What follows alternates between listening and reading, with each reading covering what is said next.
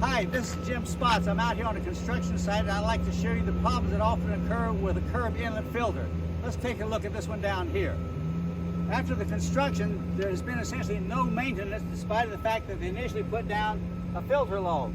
But they did not remove all the sand which is accumulated on top. So this sand now rolls off and enters down into the storm drain. The effectiveness of this filter is zero. The second problem is the location of this filter by itself is wrong because it's now clogging up the opening rather than having it open.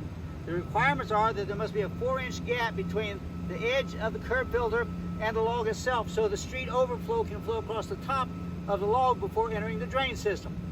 Obviously, another problem is this was not installed correctly. It's bundled up and bunched up like a wiggly snake, and it's beginning to clog up the opening itself.